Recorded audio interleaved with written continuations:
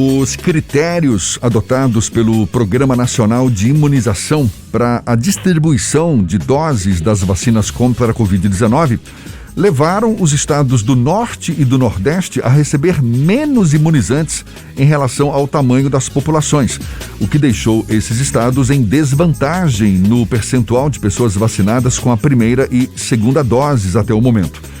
Tanto que o secretário de Saúde de Salvador, Léo Prats, está aí defendendo também uma análise rápida do pedido feito pelo Instituto Butantan à Anvisa, a Agência Nacional de Vigilância Sanitária, para autorizar a aplicação da Coronavac, caso haja segurança, obviamente, em crianças acima dos 3 anos de idade, ou seja, estendendo ainda mais essa vacinação para novos públicos. O secretário de Saúde de Salvador, Léo Prats, está aqui conosco, é nosso convidado no Issa Bahia, com ele que a gente conversa agora. Seja bem-vindo, mais uma vez, muito obrigado por aceitar nosso convite. Bom dia, secretário. Bom dia, Jefferson, bom dia, Fernando. Satisfação imensa estar podendo falar nos microfones da tarde aqui.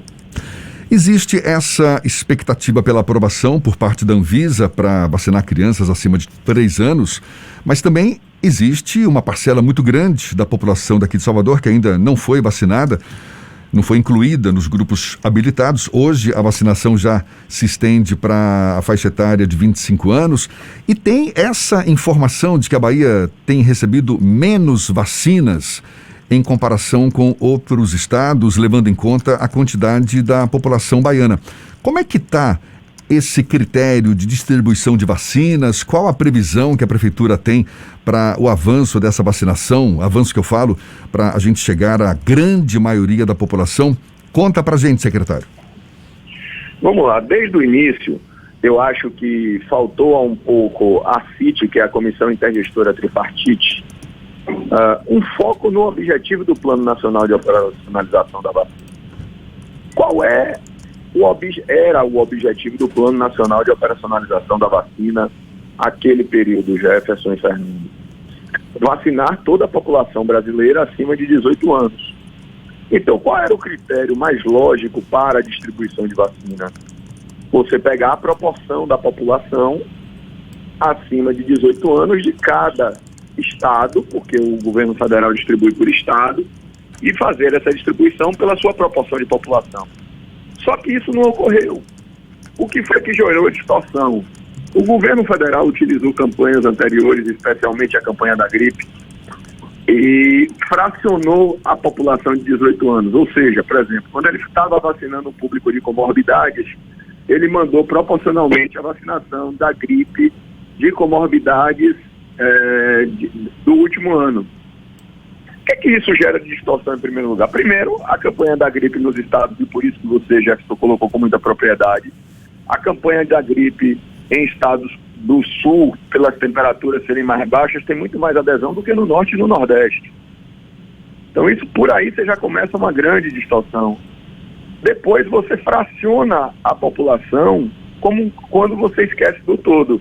Então desde o início nós começamos a mostrar que o critério causava distorção. Por exemplo, tinha estado que vacinava, na última vez que eu fiz a tabela, 80% da sua capital, melhor dizendo, 80% da sua população, enquanto Salvador tinha vacinado 70%. E nós não tínhamos mais doses em estoque. Então, a distorção era visível, porque qual era a lógica? Você podia até ter um estado, uma cidade com uma idade mais ou menos avançada, a depender da prioridade que deu aos grupos prioritários, digamos assim. Mas você não poderia ter a fração da população mais avançada em um local do que em outro. Você deveria ter todos equânimes se a distribuição fosse pela proporção da população, e é isso que nós vemos. O ministro Marcelo Queiroga reconheceu o erro. A CIT coloca que, numa última resolução que ela tirou, que vai fazer essa reposição gradual, e nós estamos na expectativa de começarmos a receber mais doses para poder acelerar ainda mais a vacinação na cidade do Salvador e no estado da Bahia, que é importante para todos nós. Só para ficar bem claro, secretário, no início, o que o Ministério da Saúde levava em conta? Levava em conta os grupos prioritários, não é? Ou seja, estados com mais idosos ou profissionais de saúde, por exemplo, foram priorizados. Agora, depois... Não, na verdade, foi isso, não é isso, Jefferson. Na verdade é o seguinte, ele pegou campanhas de vacinação, como da gripe, e utilizou como parâmetro para a proporção de envio.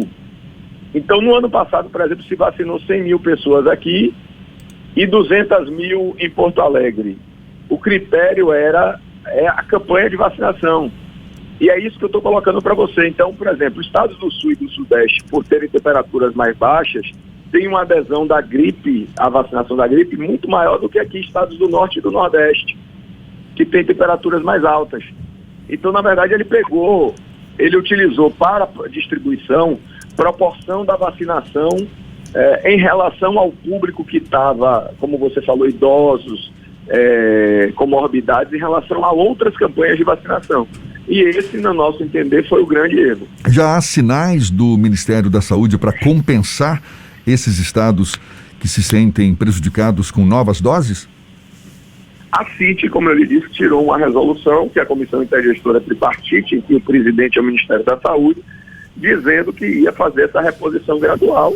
Nós esperamos com imensa expectativa essa reposição mais célere das doses de vacina para os estados do Norte e do Nordeste. Léo, qual é o déficit hoje que Salvador tem de expectativa para a recepção de doses de vacina contra a Covid-19? E aí eu emendo essa pergunta, se já há algum tipo de cronograma pré-estabelecido e de conhecimento dos gestores municipais para que o Ministério da Saúde encaminhe as doses para aplicação. Começando de trás para diante, a nossa expectativa é esse cronograma, nós não recebemos. Aliás, as vacinas têm chegado muito, como eu digo, no susto. A gente recebe de 2 dias antes, no máximo, como eles chamam, pauta para recebimento de vacina, e só a partir daí você pode confirmar a vacinação. E não há nenhum tipo de sinalização ainda de como será feita essa reposição para estados e municípios que foram prejudicados com esse critério de distribuição. E ainda foi feito o critério de distribuição, Fernando e Jefferson, que gerou uma grande polêmica no Brasil inteiro, que eu nunca tinha visto esse critério. Mandaram doses a mais para estados que eles chamam de fronteiriços, ou seja, estados que têm divisas com outros países. Eu nunca tinha visto. Esse critério gerou a maior polêmica, porque isso não me parece um critério técnico, isso é um critério político, e deu a maior polêmica aqui entre os secretários de saúde do país todo, que não compõem esses estados. Então, realmente a gente não compreende por que a CIT qual é o critério técnico para a distribuição dessas vacinas. E você acredita que o cronograma atual, a gente tem conversado, a Prefeitura de Salvador tem evitado fazer uma projeção muito específica sobre os prazos, mas que até o final de agosto conseguiremos finalizar aqui em Salvador a vacinação de todo o público-alvo acima de 18 anos para receber a vacina contra a Covid-19? Olha, Fernando, eu posso dizer a você que a minha expectativa é abrir até entre final de agosto e 15 de setembro, todo o público acima de 18 anos. Essa é a minha expectativa. Eu faço justiça também aí com o Ministério da Saúde. A gente passou a receber doses com mais regularidade. Nos últimos 10 dias a gente avançou com muito mais rapidez. Nós já estamos estudando, inclusive, ampliar a equipe de vacinação aqui da cidade para melhorar o conforto da população. Então a gente está já trabalhando nisso. Então a nossa expectativa é até 15 de setembro aí estar vacinando todo o público de 18 anos. Muita gente tem entrado aí no meu Instagram e nas minhas redes sociais, Fernando e Jefferson, perguntando por que Salvador não divulga um cronograma como outras capitais, baseados, vamos dizer assim, no cronograma de entrega de vacinas que o Ministério da Saúde deve receber. Por que eu não faço isso? Por exemplo, ontem o Rio teve que mais uma vez modificar o seu cronograma porque houve um atraso na entrega de vacinas.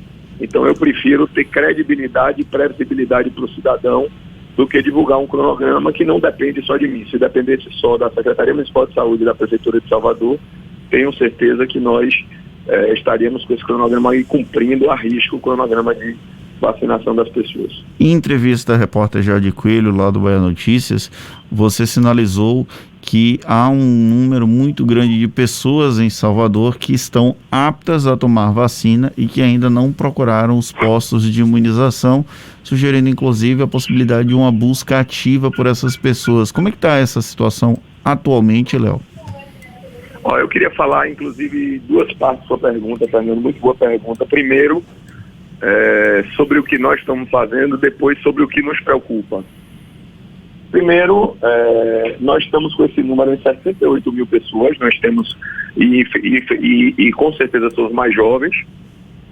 Ontem, o levantamento que nós fizemos, entre 28 e 39 anos, nós tínhamos 69 mil pessoas habilitadas que não tinham, ontem às 8 da manhã, ido tomar as suas doses. Acima dos 40 anos, graças a Deus, Salvador já vacinou todo mundo que estava nos seus cadastros, então isso é uma grande notícia.